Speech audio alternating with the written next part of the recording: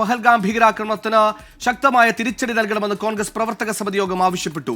വൈകിട്ടത്തെ സർവകക്ഷി യോഗത്തിൽ പ്രധാനമന്ത്രി അധ്യക്ഷത വഹിക്കണമെന്നും കോൺഗ്രസ് ആവശ്യപ്പെട്ടു. ഭീകരാക്രമണത്തിൽ കേന്ദ്ര സർക്കാർ മറുപടി പറയണമെന്നും Congress. This cowardly and calculated act of terror, masterminded by Pakistan, is an assault, direct assault on the values of our republic. The deliberate targeting of Hindus was done to inflame passions across the country. We appeal for calm in the face of this grave provocation and reaffirm our collective strength in the face of adversity.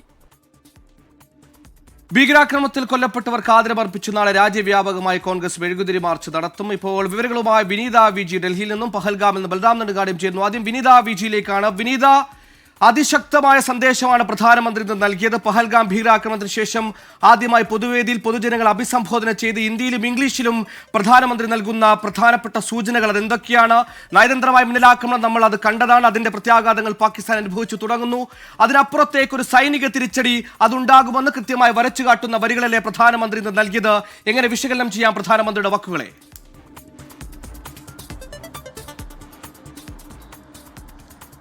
Suheli, പെഹൽഗാമിലുണ്ടായ ഭീകരാക്രമണത്തിന് പിന്നാലെ ആദ്യമായാണ് ഒരു പൊതുപരിപാടിയിൽ പങ്കെടുത്തുകൊണ്ട് പ്രധാനമന്ത്രി ഈ ഭീകരാക്രമണവുമായി ബന്ധപ്പെട്ടുകൊണ്ടുള്ള ഒരു പ്രതികരണം നടത്തിയിരിക്കുന്നത്.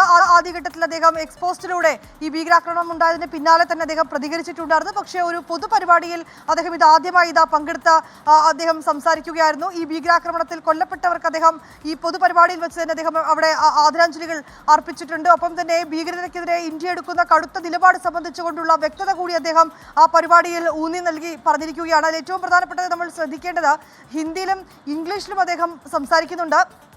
ഈ പ്രാദേശിക ആളുകൾക്ക്, ആ മേഖലയിലെ ആളുകൾക്ക് മനസ്സിലാകുന്നതിന് വേണ്ടി അദ്ദേഹം ഹിന്ദിയിൽ സംസാരിക്കുന്നു. ഒപ്പം തന്നെ ഈ ഭീകരതയ്ക്കെതിരെ ഇന്ത്യ കൈക്കൊള്ളാൻ പോകുന്ന നടപടികൾ, ഭീകരവാദത്തെ തുടച്ചു നീക്കുമെന്നുൾപ്പെടെയുള്ള ഇന്ത്യയുടെ പ്രഖ്യാപനങ്ങൾ അത് അദ്ദേഹം ഇംഗ്ലീഷിൽ പറയുകയാണ്. അതൊരു പക്ഷേ ഈ പ്രാദേശിക ആളുകൾക്കപ്പുറം മറ്റ് ലോകരാജ്യങ്ങൾക്ക് കൂടി, അല്ലെങ്കിൽ അത്തരത്തിലേക്കുള്ള തലങ്ങളിലേക്ക് കൂടി ഇന്ത്യയുടെ നിലപാടെത്തിക്കുക എന്നൊരു ഉദ്ദേശം കൂടി അദ്ദേഹം ആ ഇംഗ്ലീഷിൽ സംസാരിച്ചതിന് പിന്നിലുണ്ടെന്ന് തന്നെയാണ് മനസ്സിലാക്കുന്നത്. രാജ്യം ഈ ഭീകരാക്രമണത്തിൽ കൊല്ലപ്പെട്ട ആളുകളുടെ കുടുംബങ്ങൾക്കൊപ്പമാണെന്ന് അദ്ദേഹം പറയുന്നുണ്ട്. വലിയ വേദനയുണ്ട്. ഇതിൽ സാധാരണക്കാർ, നിഷ്കളങ്കരായിട്ടുള്ളവരാണ് ഈ ആക്രമണത്തിൽ കൊല്ലപ്പെട്ടതെന്ന് പറയുന്നു. കന്യാകുമാരി മുതൽ കശ്മീർ വരെ ഇത്തരത്തിലേക്ക് ഈ ഭീകരതയ്ക്ക് എതിരെ വലിയ ഒരു നടപടിയുമായി മുന്നോട്ട് പോകും. ഒപ്പം തന്നെ കാർഗിൽ മുതൽ കന്യാകുമാരി വരെ ഈ സങ്കടം പങ്കുവയ്ക്കുന്നുവെന്നും അദ്ദേഹം വ്യക്തമാക്കിയിരിക്കുകയാണ്. ഭീകരരെ പിന്തുടർന്നുകൊണ്ട് ഒരു പാഠം പഠിപ്പിക്കുമെന്ന് അദ്ദേഹം ഉറപ്പ് നൽകുന്നു. അത്തരത്തിലേക്കുള്ള തിരിച്ചടി എന്ന സൂചനകൾ തന്നെയാണ് അദ്ദേഹം നൽകുന്നത്.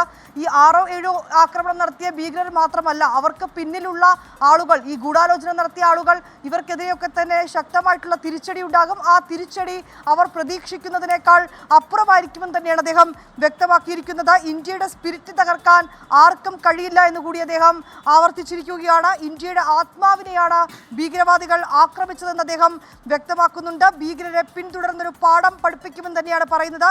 പാകിസ്ഥാന്റെ ഭീകരതയെ ചെറുക്കുമെന്ന് അദ്ദേഹം മുന്നറിയിപ്പും നൽകുകയാണ്. സുഹൈൽ, വിനീത, നയതന്ത്രമായൊരു മിന്നലാക്രമണം നമ്മൾ കണ്ടതാണ്. ഭീകരരെയും അവരെ പിന്തുണയ്ക്കുന്നവരെയും ഗൂഢാലോചന നടത്തുന്നവരെയും അതിന് വളർച്ച നൽകുന്ന മണ്ണിനെയും വെറുതെ വിടില്ലെന്ന്, അവർക്ക് സങ്കല്പിക്കാൻ കഴിയാത്ത ശിക്ഷ നൽകുമെന്ന് പറയുമ്പോൾ ഈ നയതന്ത്ര മിന്നലാക്രമണത്തിന് പിന്നാലെ അതിനപ്പുറത്തേക്ക്, അതിനേക്കാൾ ഗ്രാവിറ്റിയിൽ ഒരു ഡിഫൻസീവ് മെക്കാനിസം, റിട്ടാലിയേഷൻ, സൈനികതലത്തിന് തിരിച്ചടി ഉണ്ടാകുമെന്ന് വരച്ചിടുന്ന വാക്കുകൾ കൂടിയല്ലേ പ്രധാനമന്ത്രി എന്ന് പറഞ്ഞത്?